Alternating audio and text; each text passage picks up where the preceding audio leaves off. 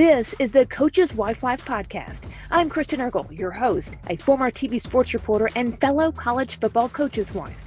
I'll go one-on-one with the strong women who are the backbone of college athletics and athletics of all levels. And now, Coach's Wife Life.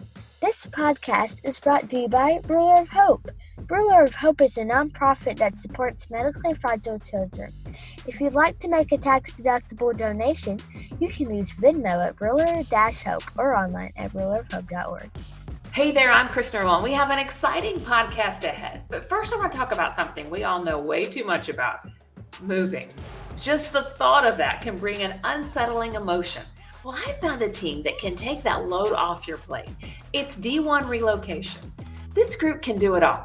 They can organize your move, coordinate with a moving company, and a trusted real estate agent. They can actually vet key household partners such as schools, insurance agents, physicians in the area. They can even help set up your Wi-Fi and water. It's incredible. So I've come to know this team, which is actually founded by a coach's wife. I think you should check it out, whether you're looking to move now or in the future. It's d1relocation.com. Now on to our awesome podcast. It is my honor to bring Chaney Dykes on the podcast. Chaney is the wife of Casey Dykes, the hitting coach with the New York Yankees. Thank you so much for being a part of us. Yeah, no problem. It's great to be here. I'm kind of fangirling a little bit. The Yankees? Like, come on. I mean, it's pretty impressive. Yeah, it's been crazy, a whirlwind. We're very blessed. Okay, let's go over this incredible career you've had to date. I have to say that your husband is the hitting coach for Aaron Judge, and you were in the building when number 62 all-time American League home run record was broken there. Juan Soto was brought on this past offseason. As we are recording right now, you are tied for the lead in all of Major League Baseball. I mean, I'm fangirling right now. Okay, you got your start at Western Kentucky as a graduate assistant. You guys moved on to VMI, Indiana. And then in 2019, the Yankees minor leagues. And then after the 21 season, you guys got called up to the Yankees.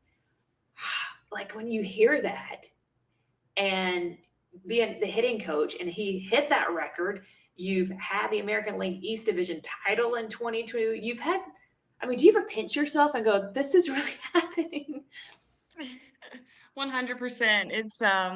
It's been a whirlwind for us. Very grateful, very thankful that, all the doors led to this. God opened and closed doors to get us here. So we're just really thankful to be here and just taking it as we can and just along for the ride. And it's just kind of fun for Casey, I know, and then us as a family, just to kind of have a front row seat to, some living legends, I feel like, of the game, of baseball right now. And so it's been really fun. Okay, describe yourself on game day in 3 words.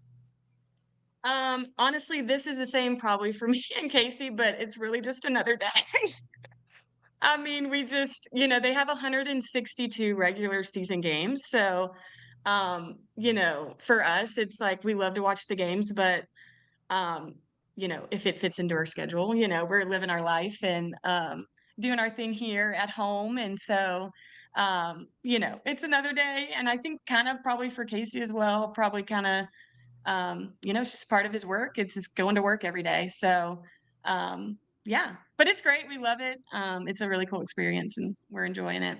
I have so many follow-up questions. I mean, my mind's going crazy here. You're the first ever Major League Baseball coach's wife to be on the podcast. So this is really exciting. I'm going to talk about your history because you spent a lot of time in college, Western Kentucky, where you were also a student athlete. Want to hear about that? Then you guys were at VMI, Indiana, and then you get picked up in 2019 by the Yankees in the minor leagues and then get called up a couple of years ago. I think it was after the 21 season to be the hitting coach.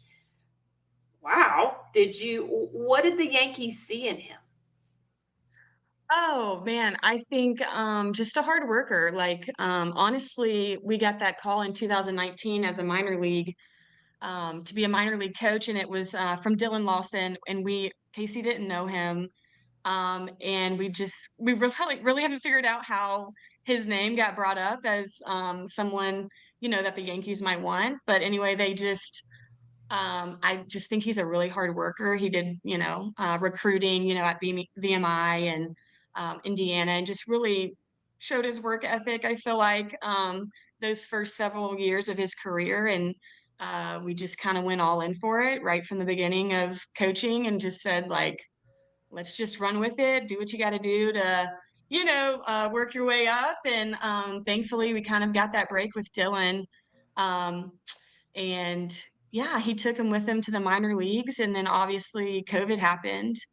And he honestly, it was a really great time for Casey as just a coach. He was able to just take a year to just really learn how to the analytics side of it. He's an awesome coach, but like the minor league, pro side of it, there's a lot more analytics involved. So he was able to take a full year just to, learn that part of it. And he really I feel like he utilized his time really well that COVID year.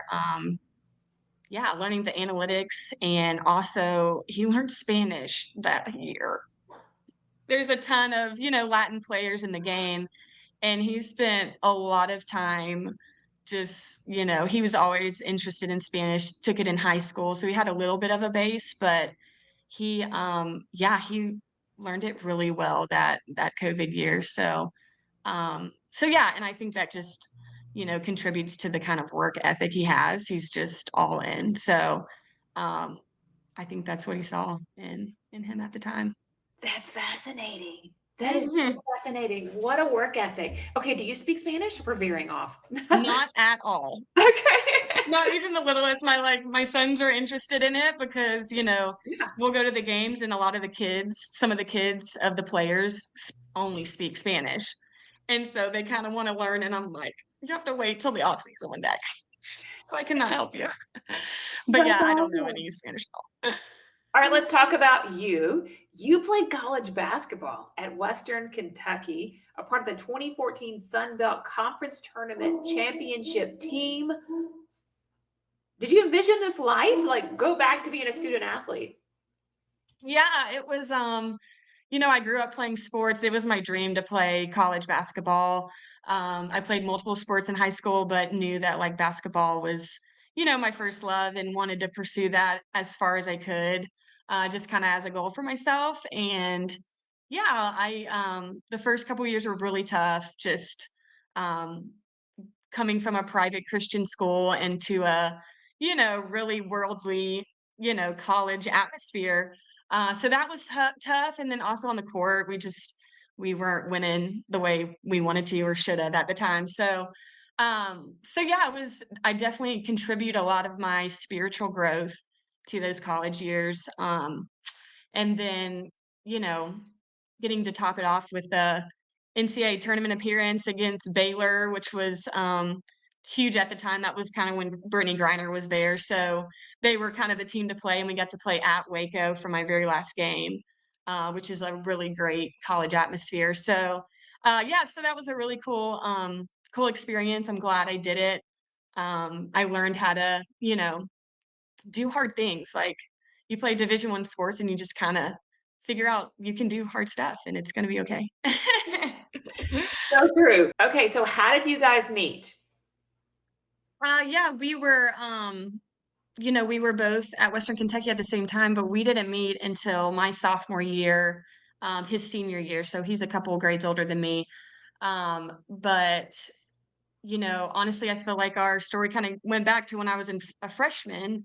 I started at Fellowship of Christian Athletes as a new, student on campus. And one of our first series that year was on relationships. And I felt like I was, you're at a new place, and just kind of praying for that.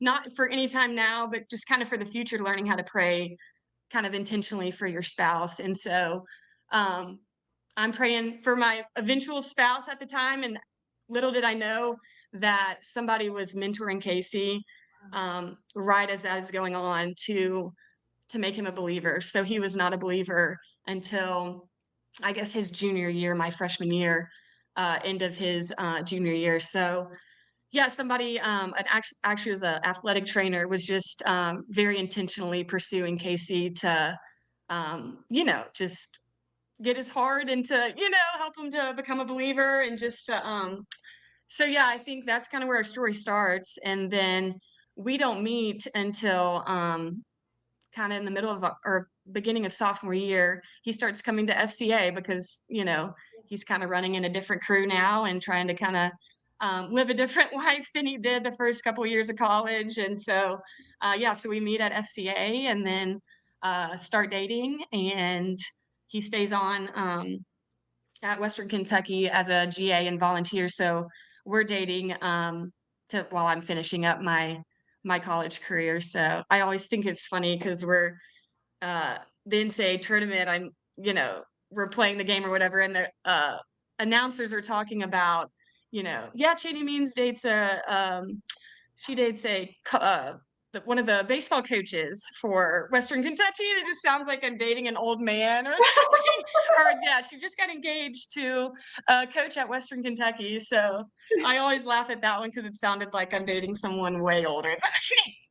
That's hysterical, and I'm sure he might not like the way that was phrased either.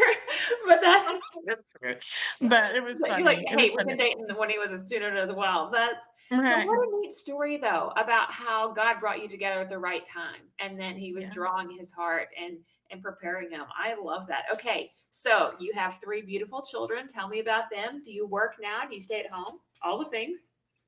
Yeah, so we have a 7-year-old boy named Jet, and then a 5-year-old boy Cash, and a 3-year-old girl named Lainey.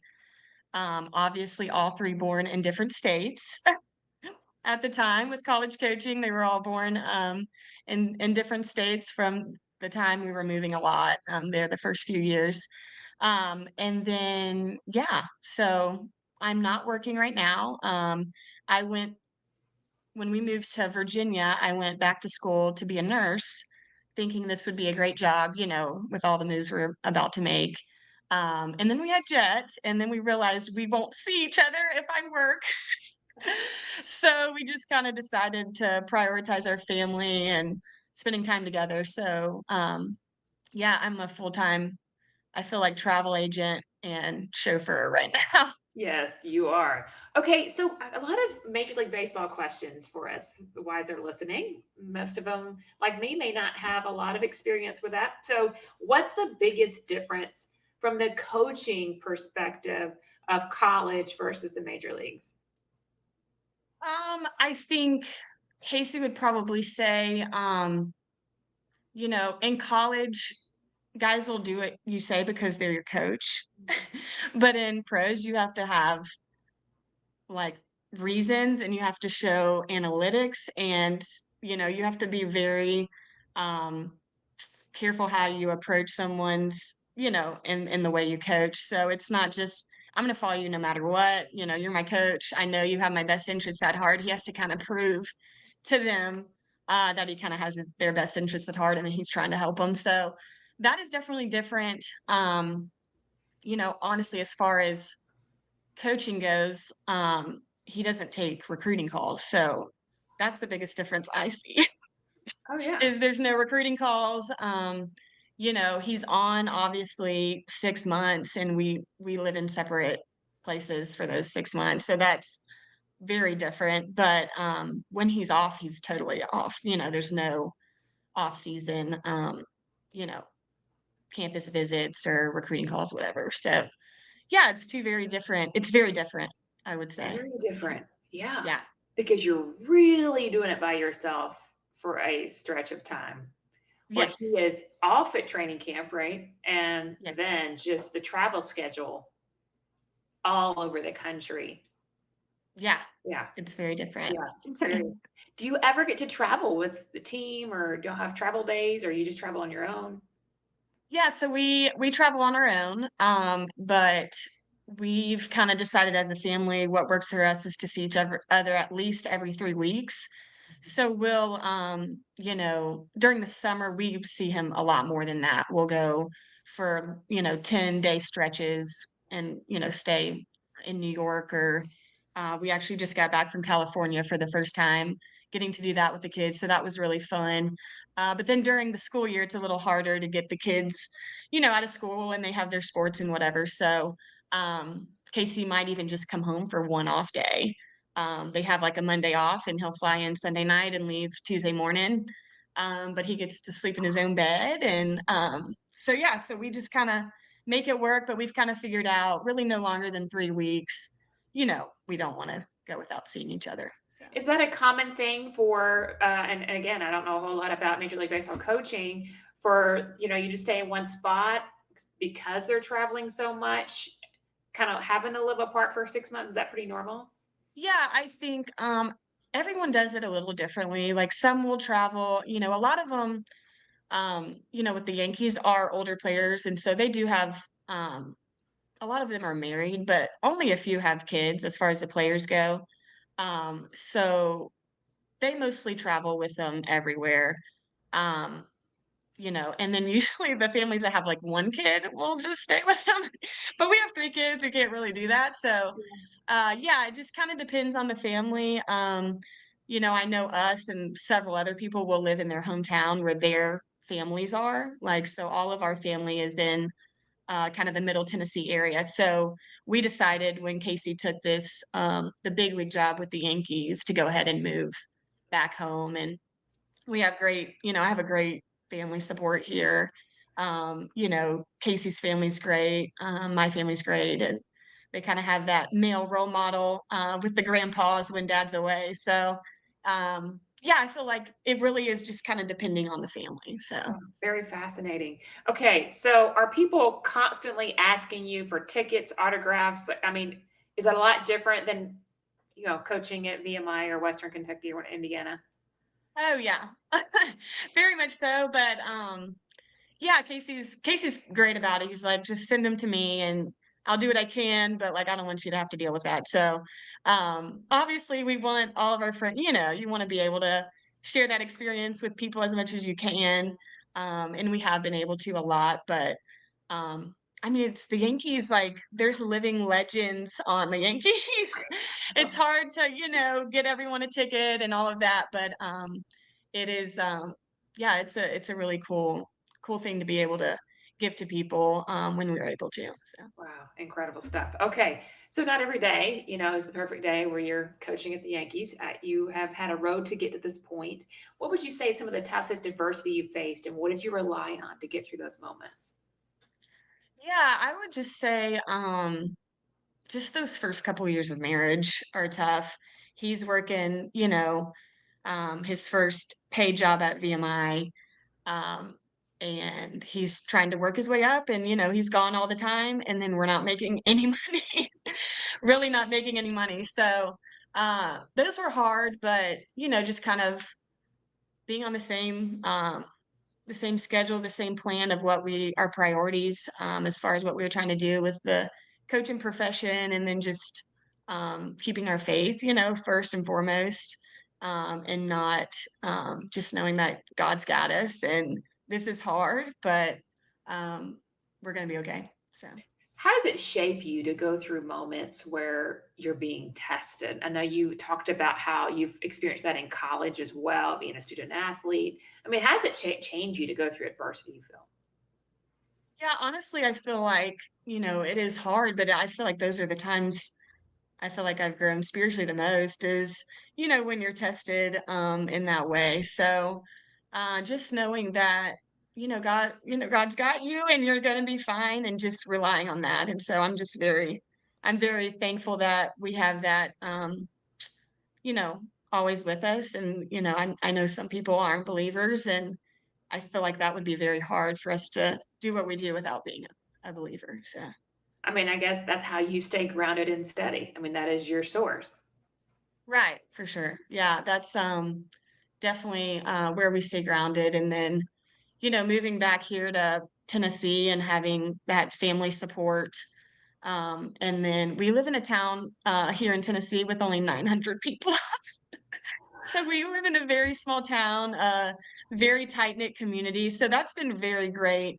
I feel like for our kids, and for us, just with the whirlwind of what it's like being a part of the industry that we're in or whatever. And especially in New York, it's nice to come home and you're in a just small town America. So it's been really great to be here. I bet there's going to be some kids that grow up with your kids and they'll be like, yeah, there was a Major League Baseball New York Yankees coach growing up that lived next door. And they're like, nah, there wasn't. Yeah, there really was. There was, There yeah. was. So it's Now, are fun. the coaches' wives on a staff like the Yankees, do they have any connection at all? Do they talk, reach out? How does that work? Yeah, there is, it's very different from a college. Like we've been in college and it is different than, a college community, because a lot of us are living in different areas, whatever. But I do see a good community within those people that are living there. I know that they have a, like a wives Bible study and, we have a group text and anytime someone's in town, we let them know or whatever. So, I do feel like there is probably a really good community if you're, there all the time and living that life in New York, but we're just not there in New York. So, Yeah, right. Do they ever have events for you, or is it everything's for the families, or is it pretty much just you guys go to the game? then we have, so in spring training, they'll have like an event where one game they'll have a suite and all the families will come up and kind of to start off the year, kind of spend time with each other. And then they always have a family day in the summer where everybody gets jerseys. All the kids get their, dad's jersey or whatever, and they'll have a event on the field after a day game, and just kind of for the families to get to know each other and have everybody out there. So those are the two main events that I can really think of that families are part of. And then that's with the players as well, or is that just the coaching staff? That's That's mixed. with the players as well. Okay. So, it is different because the players, some of the players are older than us. Right. So that is a very weird dynamic as well, is the players are kind of your peers as far as, they're the same age and all of that. Um, so yeah, so that is a different aspect than college for sure. What a way, a way to push yourself in growth when you're coaching somebody that is prolific, the Yeah. same age, or sometimes even older. I mean, to me, that would have to just push you constantly to be. Well, yeah, for sure. And I feel like that's where he's really become like a student of the game. It's like you can't really ever settle, you're always having to grow. And so I feel like that's been a challenge for him, but something that he's really embraced and he loves to do. So yeah, it is. It's very different because it is a peer, it's not like kind of a authority thing Yeah. as it is maybe, in the lower level of high school and even up to college. So yeah, so that's been different, but I feel like he's handled it pretty well so far. Without question. You've had a tremendous amount of success in your career. There has to be a discipline off the field that's paying off. What would you say that is for you guys? I don't know. I mean, just like I said, with the hard work, I mean, it's just, and just kind of embracing the grind of, what this is. And for him at work, like he works super long hours during the season and um, he loves that. He's just kind of built for that. And then us at home, like we're kind of grinding it out at home and, it works for us. We're two D1 athletes. That's what we do. So it just kind of works out that way. And we're enjoying it now. I'm sure there'll be a time when we're going to want to all be together, in the same house and live there. But right now, this has just really been a really cool experience to travel with our family and kind of experience some things we would have never experienced. So. And I think that's really wise on your part to understand there are seasons in our life where things work really well, and then we have to evaluate what's best for us at that moment. I mean, I face that as well. There's sometimes that I used to say, oh, I'll never do this, or I'll always do it this way. And then you're like, oh, you get to that season of life and you're like, oh, that's what that coach's wife was talking about. Right. When Right. we want to let our child just finish up that level, that semester at school, or, there's things that I think keeping an open heart to Right. what you're supposed to walk through at that moment I think it's really neat. I think you talked about it which is, who was the first person to give your husband a chance at leadership, and how do you think he proved that he was ready? And then another question to that would be, how do you support him in all of this? This is really, I mean, this life we live is kind of hard. Grateful, thankful, it's impactful, love it, but it is challenging. So how do you support him in all of that? Yeah, for your first question, as far as the leadership goes, I just feel like each place we were at, WKU was Coach Finwood was the head coach there. And then he also learned a ton from Jeff Mercer, who's now the head coach at Indiana, and hired him when Casey went to Indiana.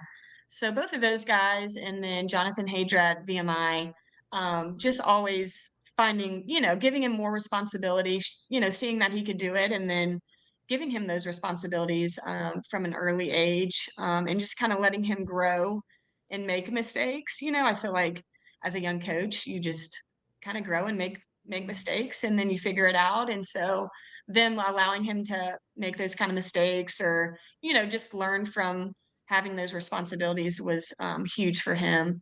And then obviously Dylan with the Yankees thing, he was huge for us, as far as, he brought him on as the assistant big league coach once he hired him in 2019, and then I guess 2 years later, then he hired him again to come with him to the big league team. So yeah, so just I would think, all of those people have played a huge impact in his life. Um, and then what was your second question? Yes, I mean, how do you support him in all this? I mean, how do you keep him encouraged during the season when it's up and down? I mean, what are some Yeah, of the I ways you just keep him grounded? we just try to, like I said, with our faith, we're just kind of relying on that. And he does a great job. Because we're apart, it's hard to stay connected in your relationship when you're apart. And so each year we've tried new things, and I feel like this year we found something kind of great. And he'll send a text every morning of, what he's doing in the Bible, whatever his devo in the Bible was that day. And so it's a small thing, but for me, it's knowing that my husband's in the Word, first and foremost. Not being there, I can, know that he's in the Word. And so, yeah, so I feel like um, that has been that's been a big part of it, is just staying grounded in our faith, for What sure. about for you? Do you have a coach's wife mentor or some advice you've learned along the way? Yeah, I would say, everywhere we've been, just great families, but we were only at Indiana for 1 year, but and honestly, this is kind of an outside looking in. I don't know her that well, but Tracy Allen, Tom Allen is the football coach there, and just the way they ran their program, is just it was just amazing, I thought. And she has a coach's wife Bible study that she does there as well, and I got to go to a couple of those before we left. We were only there for 1 year, so. Um, but yeah, just seeing how they ran their program and just kind of incorporated really a lot of different sports. I thought they did just a great job. I feel like they're a great example for any kind of family, really, that's believers and wanting to kind of set that tone. So yeah, but as far as advice goes, honestly, it's from my dad before I went to college, is to find a church community wherever you go. So um, that was true in college. And then obviously you're moving a lot, and just being able to, everywhere you go, find just a church community to plug into, I think has been Very important. powerful words there, because that will establish you. That will help you Mhm. with the ups and the downs, and the people that aren't connected to your wins and losses, Right, it becomes a great right. support system, especially when you don't get to live near family, which you definitely had those times when your kids were born, not Mhm. right there with grandparents and all of that. That's such a great community. Um, do you think there's something you're doing at home that's helping drive this success? I know it's hard to I mean, answer that because you feel like you're bragging on yourself, but I mean, for what you're managing a lot solo. right. Yeah, I just kind of handling things here. I feel like gives him the freedom to do what he needs to do work-wise, I feel like, um, you know, I feel like that's kind of it. I don't really know other than just making sure that things are handled at home and he can feel comfortable to just do the work that he needs to do. And then obviously he has responsibilities that within our family and obviously takes a major role in the off season, pouring into the kids. But um, yeah, I just feel like letting him work and telling him I got this and we're here at home and we're supporting you. Um, kind of gives him the freedom to do that. Talk about raising kids in this profession, managing expectations. Both parents played Division One sports, baseball and basketball, and both very prolific at that. I don't know if your kids are playing sports yet. I would imagine your 7-year-old's getting close. Do you have any thoughts and ideas on how are you going to navigate this? Yeah, they are already playing sports. For sure. The 7-year-old has been and the 5-year-old is playing as well. Yeah, as far as navigating it, I feel like that was a big driving factor for me to come back to Tennessee and have um, grandparents that are very much helping me take kids to and from. And then this community that we moved into, not knowing that it would be such a great community, but we have a lot of help here, with practices and stuff. So that I can do what I need to do with the other kids or whatever, because it can be a lot when I'm sure when you're taking kids to sports and you're kind of the one man show for the chauffeur. So yeah, we have just a really great support system that allows us to do it. And they're into sports, so we're there all the Well, time. as a former player, is it hard to watch your kids play a little bit? Do you get nervous? Do you have to like back yourself off a little bit? Like, hey, they've got a long way to let this play out. Yes, 100%. I'm like literally the most competitive as it comes. And so, they're in T-ball and stuff, and it's just painful to watch. But so it is very hard because I'm just really into it. And they are too. They love it and they're already really into it. But not everyone is there at 5 and 7. So we have to show a little grace at this point. But yeah, it is definitely hard because I'm just I'm into it. I love sports. Yeah. And I know how much they love it too. So you want them to do well or whatever. So yeah, it's hard, but it's a lot of fun watching Yeah, your kids play sports. Like it is. I never really imagined. I remember my parents saying that me growing up, but you don't really realize it till you got your own kids. That's the truth. I get so into all of my kids. I have 2 kids that play sports, one's special needs. But before that 12U softball game, when she's a pitcher, but when she takes the circle, I'm telling you, I was watching the College World Series. This is when this is being recorded. And it was so funny because they give the game ball. I'm sorry, the game ball. They give if you hit a home run, they give that ball to the Oh, parents of the home run hitter. And they made a joke. They were like, and we can't find the pitcher's parents. And you never can find the pitcher's parents because they're just nervous and they're walking up and down the stairs. And that's how I feel with the games. I'm like, how am I as equally nervous watching them playing as I do my husband coach? But here we are. here we are. Yeah, the pitching thing, I could totally see how that could be a whole another level of nervousness. That's major. So Yeah. we're not there Well, yet. well, you will be there though. I know it. For sure. You've got some sons there and a daughter that can play softball too. That's Okay, true. so the dynamic has to be a little different. You talked about it. Do you have much relationship with the players? Does your husband outside of that? I mean, to me, it would be more like they're going to a job. I mean, I've had NFL wives on before, but to me, baseball is even more different than the NFL because the whole structure of it is they're there, they're minor league sometimes, they're back and forth. That would be really hard to develop relationships.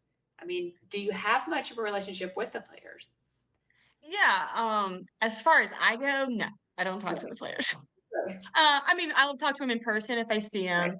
Obviously, when we're there with the kids, they're all so like all the guys are so sweet. Just, you know, recognize them, come up and like make them feel like they're $1 million anytime they see the kids. So that's really cool. You know, getting to talk to them when, you know, we're there in town. But as far as like texting Yeah, no, not players that, or but anything like that, we don't, you know, you don't sure. really communicate. And it's very Right. much like you go to your job and you know, it's a little bit different as far as Yeah. that goes. So Yeah. Um, how do you maintain balance in a life that never slows down? yeah, you know, like I said, moving here to like a town of 900 people really keeps you balanced. I feel like, you know, it slows us down a lot because, um, yeah, I can get crazy for, you know, traveling as much as we do and all of that. But then when we like, we have to drive 30 minutes to a grocery store. I'm loving your That's, life, you know. After we yeah, hang up with this, I'm going like, I want to come visit. Like this sounds like yeah, the come best down. place in America. It's a great little town. It really is. So yeah, we have to drive like 25 minutes to like a legit grocery store. So yeah, that I feel like that really, you know, helps us. And my nieces and nephews go to the same school. So, you know, when they're playing football in the fall, it's like six cousins, you know, two of them are cheerleaders and four of them are on the different age group teams. So yeah, just like just family. And then just this community and obviously our faith is just I just really feel like that's been huge for us. So What do you think some of the most rewarding aspects to you about being a coach's wife? You've coached in the college level and now this part. What's been a blessing to you? honestly, the biggest blessing is just to see your husband do what he loves to do and his dream. Getting to see him live out his dream is really cool to see. A lot of people don't get to do that in their lifetime. And so um, being able to do that, and then obviously the memories we've made, just traveling, the people we've met through college, during our college years, we've just always, I feel like every place we've been, we've kept at least one, you know, couple or whatever that's just lifelong friends. And so just having those experiences have, I think that's a huge part of it. For you, was it hard to go from the student athlete to, and you went back to school, and then being a mom where you're just like fast paced, it's kind of about you, and then your life is all not about you at all? Was that a tough transition? Yeah, it is. Yeah, you're just, yeah, it is. It's, you know, you're hardcore doing all about you, all about your team, all about whatever. And then it's very much take a back seat and just kind of, you know, you're kind of behind the scenes, you know? So, but it's been great. You know, looking back, we probably shouldn't have started a family like when we had no money and we were only teaching for like 2 years. Probably not the best time to start a family, but it's worked for us and we've gotten to you know, kind of work through those pains, you know, those growing pains together. And now our family's getting to experience some really neat stuff together as a family now with this opportunity that Casey has. So yeah. Rapid fire questions. Are you ready? All right. Who is the most famous person in your phone? I don't really have a good one for this. Probably the closest to a famous person is Aaron Judge's wife. So There you go. I have Sam's number. So that I was, this is a fun story I had. We just so happened that I planned a trip with the boys to Texas Rangers and the year Judge broke the home run record at Texas Rangers. So we got to see his 62 home runs. Me and the boys did. So that was like one of those memories you just will never forget. And so I actually filmed Sam, like her reaction. So that was really cool to get to do that. So Incredible. That's so far. That's pretty. That gets top answer here on the Coaches Wi-Fi podcast. Okay, what's one item on your bucket list and that you've checked off, and one still left to check off? yeah, I guess just thinking as far as like baseball stadiums go. We've been to Fenway, which was like always, that's like a great one to go to. And I went the first time by myself, and then the boys went with me last time. That was cool to do together. And then I'm going to Wrigley this year. So I've never been to Chicago, and then getting to do Wrigley will be really cool. So Very cool. Who are the last three people you have texted? Casey, and then my mom and sisters, just working stuff out with the kids. Funniest account you follow on Instagram? Probably Heather McMahon. She actually went to my high school, and she is a comedian. So I don't follow a lot of like just like fun accounts, but I do follow her. She went to our high school, and she's a comedian. So What about your life impresses your kids the most? they're still young, but I would just say, I mean, they still love to get an autograph. Like they got, they have autographs from people, but like it's still super fun for them to like get an autograph. And um I don't really think I think the travel, they're just so young. It's hard for you to really know what's impacting them. But the California trip was really cool. Getting to see a different part of the country like they've never seen before. I could tell they really liked that. So, And you've heard a lot of walk-up songs. So what would be your walk-up song? right now I love, it's called Good Day by Forrest Frank. It's just a really good feel good song. So I'd probably choose that one right now if I was having a walk up. So Incredible. Thank you so much for giving us an inside look into your life, into the New York Yankees. This has been incredible. Thank you for being on the podcast. yeah, no problem. I appreciate it. Thanks for having me. This podcast is brought to you by Ruler of Hope. Ruler of Hope is a nonprofit that supports medically fragile children. If you'd like to make a tax-deductible donation, you can use Venmo at Ruler-Hope or online at rulerofhope.org. For a replay of this episode or previous episodes, visit coacheswifelife.org and follow us on social media at Coaches Wife Life.